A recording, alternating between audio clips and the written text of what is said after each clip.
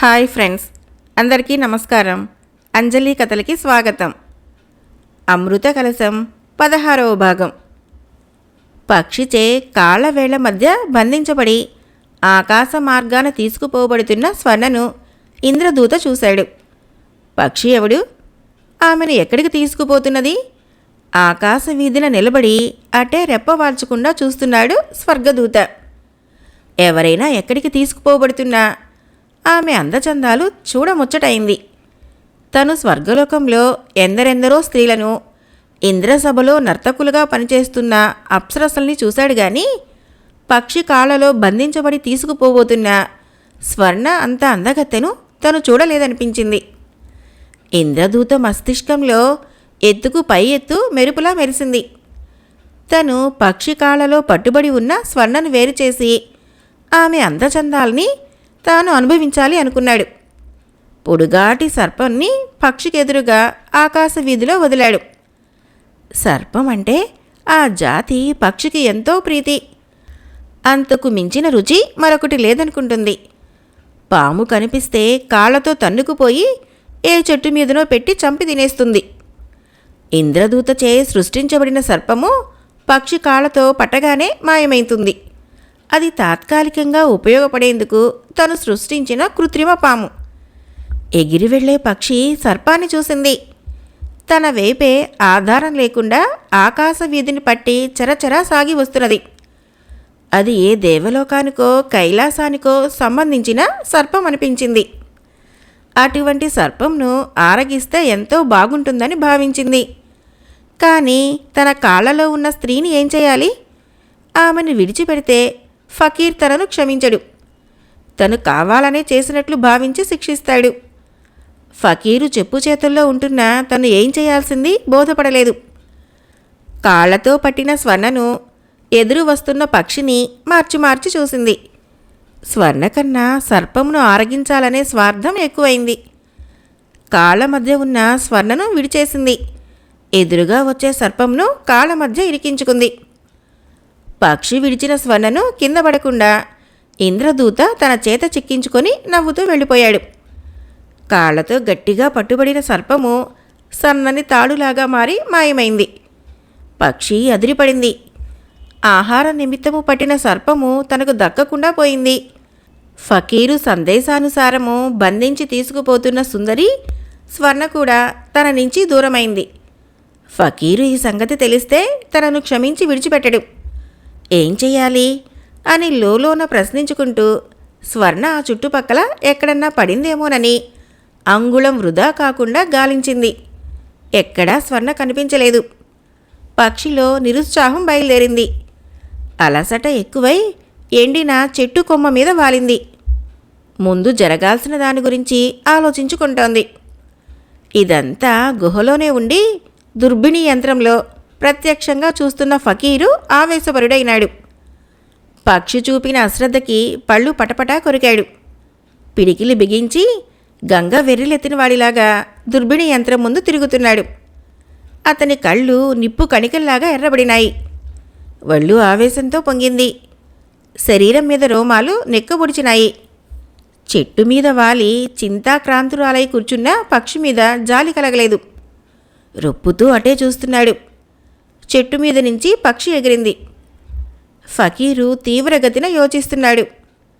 పక్షి అతనికి ఎదురుగా వాలింది. ఎదురుగా ఫకీర్ ముఖంలోకి చూస్తున్నది. మంత్రదండంను పక్షి వైపు విసురుగా విదిలించాడు. పక్షి మనిషిలాగా మారింది. తల వంచి నమస్కరించింది. నువ్వు చేసింది అపరాధం, ఫకీర్ గట్టిగా అరిచాడు. అవును, మనిషిగా మారిన పక్షి అన్నాడు. దానికి శిక్షేమిటో తెలుసా? అడుగు ముందుకు వేసి అరిచాడు ఫకీరు. కళ్ళప్పగించి దీనంగా చూస్తున్నాడు నిందితుడిగా నిలబడిన అతను. ఈసారికి క్షమించండి, ముందు ప్రతి ఘడియ మీ చెప్పు చేతుల్లోనే ఉంటాను అన్నాడు అతను. వీల్లేదు, నా అనుచరుడిగా పనిచేయటానికి నీ వంటి స్వార్థపరుడు పనికిరాడు. అందుకు నిన్ను మన్నించు ఫకీర్. ఫకీర్ మాటలకు అడ్డు తగిలి అన్నాడు అతను. మనస్సును వ్యతిరేకించి ప్రవర్తించే హక్కు నాకు లేదు. అందుచేత నిన్ను ఇక్కడి నుంచి పంపించేస్తాను ఫకీర్ అన్నాడు. అతని ముఖం వికసించింది. కానీ నీ జుట్టు నా గుప్పెటి నుంచి విడువను. నా ఎడ చేసిన అపరాధానికి నిన్ను నరకయాతన పెట్టడమే నా సిద్ధాంతము అన్నాడు ఫకీరు. వద్దు ఫకీరు, నువ్వే శిక్ష విధించినా నన్ను ఇక్కడనే ఉంచు, ఇంకెక్కడికి పంపకు, నీ కాళ్ళు పట్టుకుంటాను. గబాల్న ఫకీర్ కాళ్ళను గట్టిగా పట్టుకున్నాడు. ఫకీరు పెద్ద పెట్టున నవ్వాడు. పొడుగ్గా పెరిగిన గడ్డాన్ని సవరించుకున్నాడు. అతన్ని రెక్క పట్టుకుని లేవదీశాడు. గరుత్మయి, ఇప్పటికైనా తెలుసుకున్నావు, ఫకీరు ఇంద్రజాల మహేంద్రజాలం. నువ్వు ఇక్కడనే ఇప్పటి రూపంలో ప్రత్యేక దాసుడుగా బతుకు అని శాసించాడు. నేను సర్వదా కృతకృత్యుడైనాక నా గుప్పెట ఉన్న నీ జుట్టును విడిచిపెడతాను. అంతవరకు నువ్వు నా బానిసవి, పెద్ద పెట్టున నవ్వి తిరిగి అన్నాడు ఫకీరు. గరుత్మంతుడు విధిలేక తల వంచాడు. తన నుంచి దూరమైన స్వర్ణ సమిధలను చూడలేక, వాళ్ళు ఎక్కడ ఉన్నది తెలియక పిచ్చి ఆకారం పడి అడవిని బట్టి తిరుగుతున్నాడు దయామయుడు. అతని తిరుగుడికి అంతూ పొంతూ లేదు. తిండి తిప్పలు మర్చిపోయాడు. స్వర్ణను గురించే ఆలోచన, సమిధను గురించే తాపత్రయం. కళ్ళు గుంటలు పడినాయి. దినదినానికి శుష్కించిపోతున్నాడు.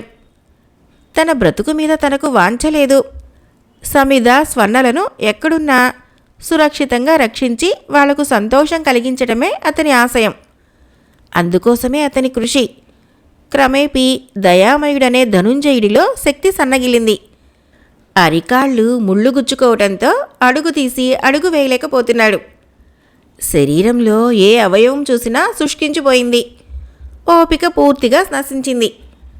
అప్పటికి స్వర్ణ సమిధల గురించే ఆలోచిస్తున్నాడు. నిరుత్సాహంతో నిండిన అతని హృదయం బరువు అనిపించింది. నీరసంతో అడుగు తీసి అడుగు వేయలేని పరిస్థితి ఏర్పడి తూలి క్రింద పడ్డాడు. లేవాలని విశ్వ ప్రయత్నం చేశాడు, కానీ లేవలేకపోయాడు. ఎంతో శ్రమ మీద లేని ఓపికను నలుసంత కూడా తీసుకొని చెట్టు క్రిందకు డేకి పడుకున్నాడు. ఎండపొడ తగలకుండా చెట్టు నీడ కాపాడుతోంది. అతను మూల్గుతున్నాడు. యోగిని ప్రాణజ్యోతిగా అటు వెళ్ళింది. ఆమె దృష్టిని ధనుంజయుడు అనబడే దయామయుడు ఆకర్షించాడు. అతని మీద జాలి కలిగింది. కానీ అతడు దయామయుడు అని, ఒకప్పుడు తన శక్తితో రక్షింపబడిన సంజయుని సోదరుడు అని తెలుసుకునేందుకు ప్రయత్నించలేదు. ఎవరో బాటసారి అలసట వలన పడిపోయాడని మాత్రం తలిచింది. చిన్నగా నవ్వుకుంది. తన వద్దనున్న మంత్రశక్తి ఆధారంగా అప్పటికప్పుడే అతని చుట్టూ చిన్న కుటీరం ఏర్పరిచింది. అందులో అతను తినేటందుకు తినుబండారాలు సమకూర్చింది. తను అక్కడి నుంచి స్నానం చేసే నిమిత్తము నదీ ప్రాంతానికి నడిచింది. శకటాసురుని అంగీకారంతో భుజాన వేసుకొని అక్కడి నుంచి వెళ్ళిన అనుచరుడు గిరిధర్ను దూరాన ఏటి ఒడ్డున పడేసి మాయమయ్యాడు. గిరిధరు కళ్ళు తెరిచి చుట్టూ చూశాడు. నిర్మానుష్యంగా ఉంది. పక్కన ప్రవహిస్తున్న నది అతన్ని ఆకర్షించింది. రెప్ప వాల్చకుండా క్షణం అటు చూశాడు. రాక్షస గుహ నుండి తను బయటపడినందుకు మిక్కిలి ఆనందించాడు. తను నిరాటంకంగా మనసులోని ఆశయం ఈడేర్చుకోవచ్చునని తలచాడు. ఆమె ఎక్కడ ఎటువంటి అవస్థలు పడుతున్నదో కనీసం ఊహకైనా అందటం లేదు. అక్కడనే కూర్చొని తీవ్రంగా ఆలోచిస్తూ గతాన్ని స్ఫురణకు తెచ్చుకున్నాడు. నగరంలో వంగ సామ్రాజ్యాధిపతి, తనకు జన్మనిచ్చిన తండ్రి చక్రధర్ ఎంతగా విలపిస్తున్నాడో అనిపించింది. రాకుమారి కాత్యాయని వివరం తనకు తెలుస్తుందా అని తీవ్రమైన ఆలోచనకు గురైనాడు. నదిలో అడుగుపెట్టి కాళ్ళు చేతులు కడుక్కొని కడుపు నిండుగా నీళ్లు పట్టించాడు. శకటిని పెళ్లాడుతానని మాటిచ్చి వచ్చాడు. తిరిగి వస్తానని మాటివ్వకపోతే రాక్షసాదములైన శకటాసురుడు శకటిలు తనను విడువరు. అందుకే అంతర్నాటకమాడి బయటపడ్డాడు. అందువలన తాను ఆ ప్రాంతంలో ఉండటం తెలివి తక్కువ అనిపించింది. ఏటి గట్టును బట్టి నడిచి వెళుతున్నాడు. అతని కాళ్ళు ఆగినాయి. అక్కడ ఆశ్రమంలో ఏదో కనిపించింది. గిరిధర్కి లోపలికి వెళ్ళాలనిపించింది. లోపలున్న వారిని ఆశ్రయించి కొద్ది రోజులు అలసట తీరే వరకు అక్కడ గడపాలి అనిపించింది. లోపలికి నడిచాడు. అది పరబ్రహ్మ మహర్షి ఆశ్రమం. దివ్య తేజస్సు గల మహర్షి పద్మాసనం మీద కూర్చొని తపస్సు చేసుకుంటున్నాడు. పరబ్రహ్మ మహర్షి ఎంతో ఆకర్షించాడు. అటువంటి మహానుభావుణ్ణి దర్శించుకోవటంలో మనిషికి ఉన్న పాపాలు పటాపంచలైతాయనిపించింది. చిరునవ్వుతో చేతులెత్తి నమస్కరించాడు. మహర్షిని చూస్తూ నిలబడిన అతనికి ఉన్నట్లుండి మనసులో ఏదో సందేహం మెరుపులా మెరిసింది. తను మహర్షి కన్ను తెరిచే వరకు అక్కడే ఉండి ఆయన అనుగ్రహ పాత్రుడు అవ్వాలనుకున్నాడు. తన సోదరి రాకుమారి కాత్యాయిని వివరం మహర్షి ద్వారా తెలుసుకోవాలి అనిపించింది. అనిపించడం మాత్రమే కాదు, అదే నిర్ణయంతో అక్కడనే ఉన్నాడు. అతని చూపులు ఆశ్రమాన్ని పరిశీలిస్తున్నాయి. సరిగ్గా మహర్షి నెత్తిపై భాగంలో కట్టబడి ఉన్న అడవి కర్ర మీద సర్పం కనిపించింది. కళ్ళు సర్పం మీదనే నిలిచాయి. సర్పం కూడా గిరిధర్ని సూటిగా చూస్తూ బుసలు కొడుతున్నది. సందర్భము అయోమయంగా తోచింది. సర్పం ఇంకా కొంత దూరం ముందుకు సాగింది. కమ్మి చుట్టూ చుట్టుకొని పడగ విప్పి ఎదురుగా నిలబడిన గిరిధర్ను తదేక దీక్షతో తపస్సు చేసుకుంటున్న మహర్షిని మార్చి మార్చి చూస్తున్నది. గిరిధర్లో కొత్త ఆలోచన తలెత్తింది. సర్పం దుర్బుద్ధిన మహర్షిని కాటేయాలనే కాచుకొని కూర్చుందనిపించింది. ఆ సమయంలో తను తన సోదరుని గురించి కూడా మర్చిపోయాడు. ముందు సర్పం బారి నుంచి ఆ మహర్షిని కాపాడాలి అనుకున్నాడు. చేతిలో ఆయుధం లేదు. ఎలా కాపాడగలడు? కళ్ళు సర్పంను మహర్షిని మార్చి మార్చి చూస్తూ చుట్టూ పరికిస్తున్నాయి. అవతలగా తడిక వంటి కట్టడంలో బిగించి ఉన్న కర్ర కనిపించింది. విసురుగా ఆ కర్రను లాగి మహర్షిని పట్టించుకోకుండా సర్పం వంకే చూస్తూ అడుగు ముందుకు వేస్తున్నాడు గిరిధర్. మహర్షి కళ్ళు తెరిచాడు. అక్కడున్న గిరిధర్ను పైన సరిగ్గా తన తలపై ఉన్న సర్పాన్ని చూస్తున్నాడు. గిరిధర్రు సర్పాన్ని అవతలకు నెట్టాలని కర్రను పైకెత్తాడు. సర్పం వెనక్కి తిరిగి పారిపోవాలనే ప్రయత్నంలో పట్టుతప్పి మహర్షి ముందు పడింది. గిరిధర్రు విసురుగా కర్రను పైకెత్తి సర్పం నడుం మీద బలంగా కొట్టాడు. రెండవ దెబ్బను విసిరేసే నిమిత్తము కర్రను పైకెత్తగా ముని వద్దని వారించాడు. స్వామి, అపరాధిని నేను కాదు, ఈ సర్పం అని ఇంకేదో అనబోతున్న గిరిధర్ను నవ్వుతూ చూశాడు. ఆగునాయనా, నేను సర్వము గ్రహించాను. ఈ సర్పము నన్ను కాటు వేయకుండా రక్షించాలని నువ్వు అనుకున్నావు అన్నాడు పరబ్రహ్మ మహర్షి. అవునని తల ఊపాడు గిరిధర్. అనంతరము 2 క్షణాలు దివ్య దృష్టిని తిలకించాడు. దృష్టి అక్కడే పడి కొట్టుకుంటున్న సర్పం మీదనే ఉంది. ఈ సర్పము సాధారణ సర్పం కాదు.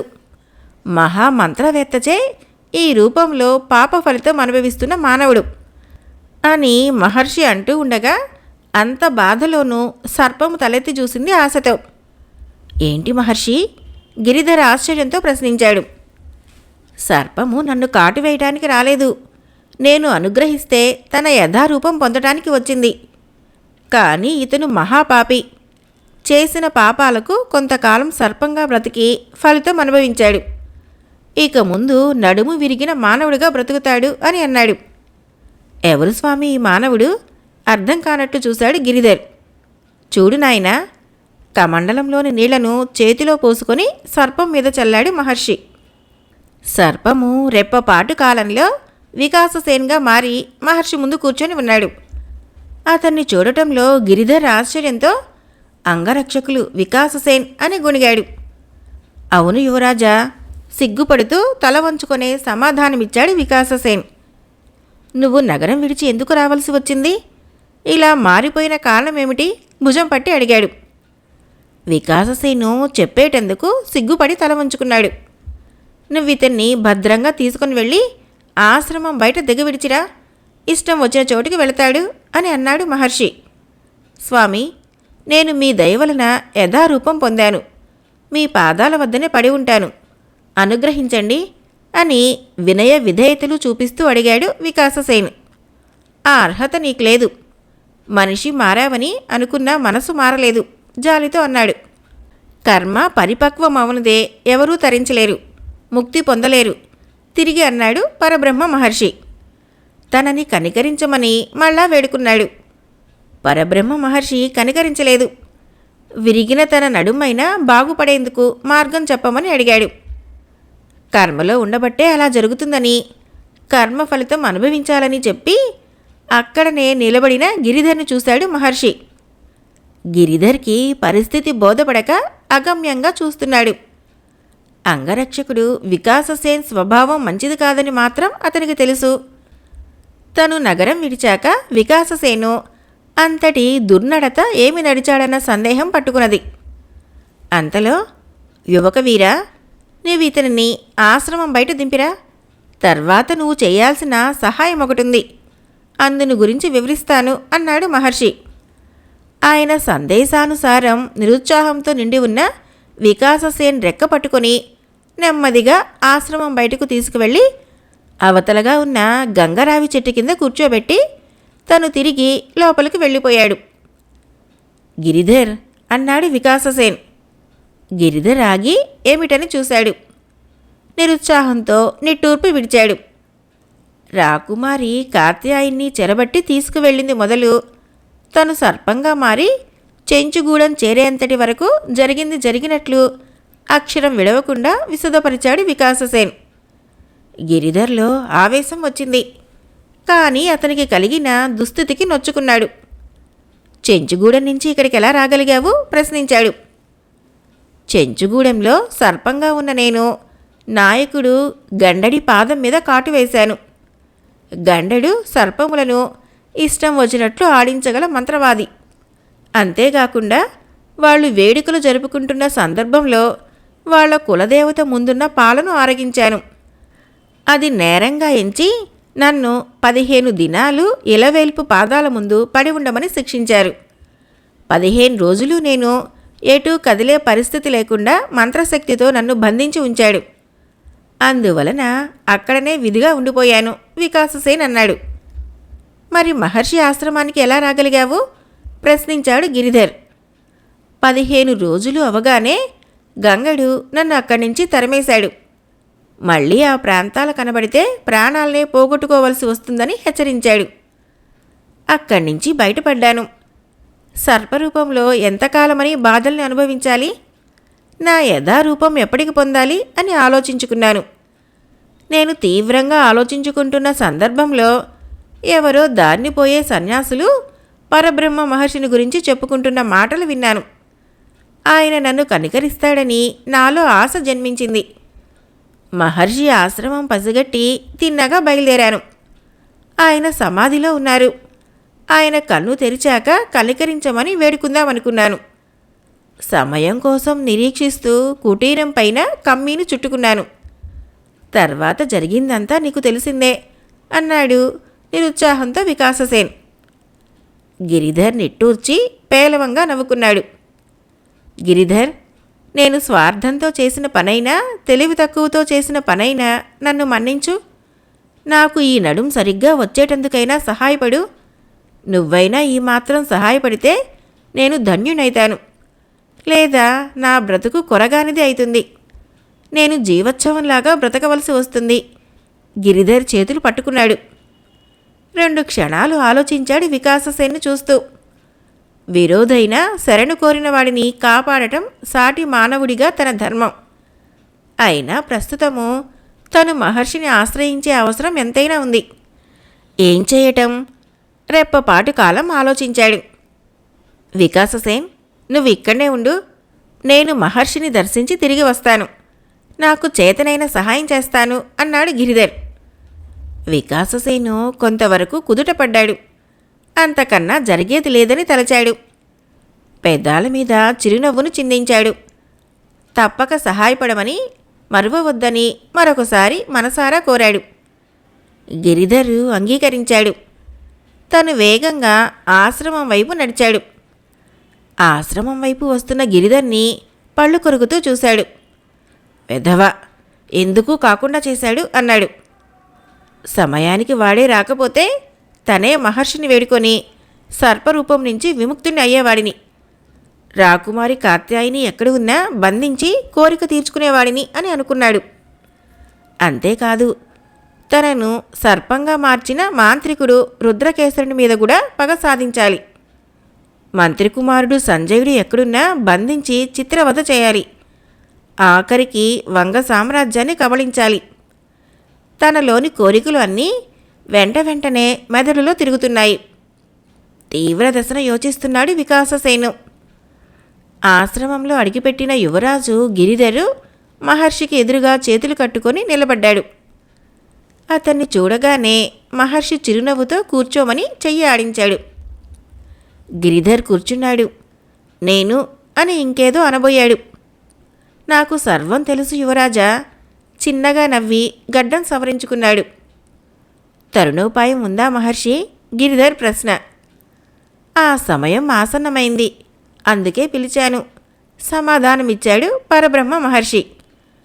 గిరిధరు ఆశతో మహర్షి కళలోకి చూస్తున్నాడు.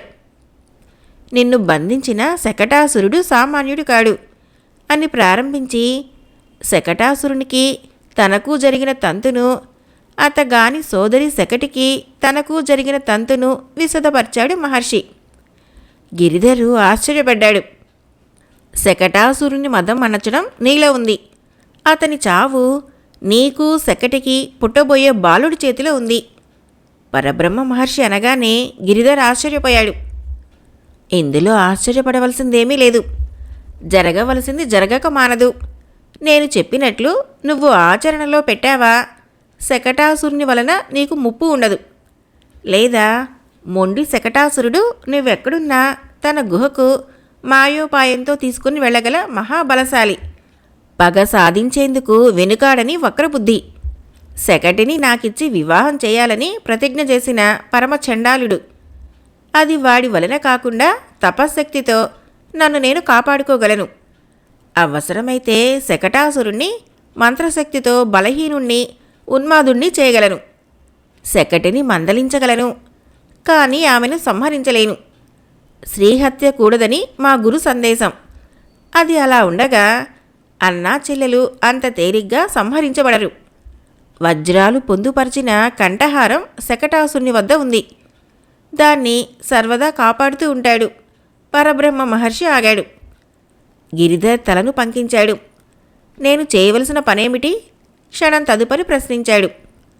అదే చెబుతున్నాను మహర్షి అన్నాడు. ప్రస్తుతము శకటి గర్భవతి. ఆమెకు నీ అంశములు గల కుమారుడు కలగబోతున్నాడు. ఆ బాలుణ్ణి ముందు శకటాసురుల నుంచి తప్పించి దూరం చేయాలి. చేస్తే మహర్షి మాటకు అడ్డు తగిలి అన్నాడు గిరిధర్. ఆ బాలుడు పసితనం నుంచి బలవంతుడుగా పెరుగుతాడు. నీ అంశాలను పోలి పుడతాడు. ఆ బాలుణ్ణి వజ్రకాయుని చేయాలి అన్నాడు పరబ్రహ్మ మహర్షి. చిత్తం. ఆ నిమిత్తంగా నువ్వు చేయవలసిన సాహసం ఒకటుంది పరబ్రహ్మ మహర్షి అన్నాడు. మీ ఆన శిరసా వహిస్తాను. తల వంచి నమస్కరించాడు గిరిధర్. నాకు తెలుసును నీ ధైర్య సాహసాలు చిన్నగా నవ్వాడు. ముందు నువ్వు ఇంద్రలోకం వెళ్ళాలి తిరిగి అన్నాడు మహర్షి. ఎలా వెళ్ళేది స్వామి? అది సాధ్యపడుతుందా? గిరిధరు ఆతృతగా అడుగు ముందుకు వేసి అడిగాడు. ఆ సందేహం నీకు అక్కరలేదు. అక్కడకు చేరగల విధానం నేను చెబుతాను గర్వంగా అన్నాడు మహర్షి. అక్కడ నేను చేయవలసిన సాహసం ఏమిటి? వినాలన్న కుతూహలం కనబరిచాడు. మహేంద్రుని అనుగ్రహం వల్ల కానీ లేదా అపహరించి కానీ అమృత కలశం పట్టుకురావాలి. మహేంద్రుని కోపానికి గురి అయితే కథ అడ్డం తిరుగుతుంది. అమృత కలశం గురించిన సందర్భంగా మహేంద్రుని శాపానికి గురి అయితే నేను కాదు గదా, ఏ మహర్షి ఏమీ చేయలేడు. ప్రతి క్షణము ప్రాణగండంగా ప్రతి గడియ జాగ్రత్తగా వహించి పట్టుకురావాలి అమృత కలశం. దాన్ని ఇంద్రలోకానికి తిరిగి చేర్చగలము. బాలుణ్ణి వజ్రకాయుని చేసి శకటాసుర శకటిల మదం అణచాలంటే ఇది చాలా అవసరం. ఆ బాలుణ్ణి వజ్రకాయుని చేసినందువలన ఒక్క శకటాసురుని మదం అణచటమే కాకుండా లోకంలో జరిగే దురాగతాలు ఎన్నిటినో అణచగలుగుతాను అని అన్నాడు పరబ్రహ్మ మహర్షి. ఇంద్రలోకం వెళ్ళి అనుగ్రహంతో గాని అపహరించి గాని అమృత కలశం తీసుకురావాలి. పెదాల మీద చిన్నగా గొణుకుతూ ఆలోచిస్తున్నాడు. ఈ సాహసాన్ని నువ్వు చేయగలవా? మహర్షి ప్రశ్నించాడు. మీ అనుగ్రహం ఉంటే ఎలాంటి సాహసాన్ని చేపట్టైనా విజయం సాధించి తీరుతాను అన్నాడు గర్వంతో గిరిధర్. మహర్షి పవిత్రంగా అతన్ని ఆశీర్వదించాడు. ఆ వెంటనే కూర్చున్న చోటు నుంచి లేచి వెళ్ళి గిరిధర్ శరీరాన్ని అతని 2 చేతులతో ఆప్యాయంగా రాచాడు. అనంతరము కమండలంలోని మంత్రోదకంతో గిరిధర్ను పవిత్రుణ్ణి చేశాడు. తన చేతులలో దగదగ మెరిసే ఖడ్గము, సువర్ణ పుష్పము నిలిచాయి. వాటిని కళ్ళకు అద్దుకున్నాడు. నాయనా గిరిధర్, ఈ ఖడ్గము నీకు ఆత్మరక్షణ కోసం దగ్గర ఉంచుకో. ఈ సువర్ణ పుష్పాన్ని తలపాగా ఎందు తురుముకొని కళ్ళు మూసుకున్న ఎడల వెంటనే ఇంద్రలోకం చేరగలవు అని తను సృష్టించిన ఖడ్గాన్ని, సువర్ణ పుష్పాన్ని గిరిధర్ చేతుల్లో పెట్టాడు. గిరిధరు ఆ వస్తువులను కళ్ళకు అద్దుకున్నాడు. మహర్షి, నేను తిరిగి రావటానికి గడువు ఏమైనా ఉందా? నడుముకు కత్తి వేలాడి తీసుకుంటూ అడిగాడు. అమావాస్య దాటకుండా తిరిగి రావాలి. అప్పటికి శకటి ప్రసవించి ఉంటుంది. నీవు వచ్చిన తర్వాత గాని బాలుణ్ణి చేజెక్కించుకొని వజ్రకాయుని చేయటానికి వీలుపడదు మహర్షి చెప్పాడు. నాకు సెలవిప్పిస్తారా?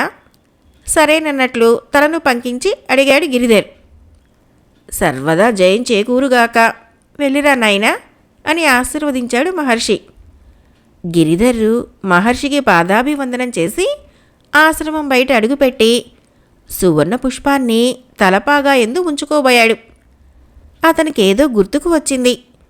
వికాససేను అతని కళ్ళ ముందు కదిలాడు. అతన్ని చూసి నడుంలేని అతను ఏ ఆపదకు గురి కాకుండా తగు సహాయం చేసి వెళ్ళాలి అనుకున్నాడు. అక్కడ ఉన్న గంగిరావు చెట్టు వైపు నడిచాడు. గంగిరావు చెట్టు కింద వికాససేన్ కనిపించలేదు. కనుచూపు మేర వరకు చుట్టూ పరికించి చూశాడు. ఎక్కడా కనిపించలేదు. గట్టిగా నిట్టూర్పు విడిచాడు. తనలో తాను చిన్నగా నవ్వుకొని సువర్ణ పుష్పాన్ని తలపాగాలో తురుముకున్నాడు. ఆ మరుక్షణంలో అంతర్ధానమైనాడు యువరాజు గిరిధర్. అమృత కలశం 16వ భాగం సమాప్తం. రేపు 17వ భాగం కథ విందాం. ఫ్రెండ్స్, నా కథలు నచ్చినట్లయితే మన ఛానల్ని తప్పకుండా సబ్స్క్రైబ్ చేయండి, లైక్ చేయండి, షేర్ చేయండి, మంచి కామెంట్ చేయండి. Thank you.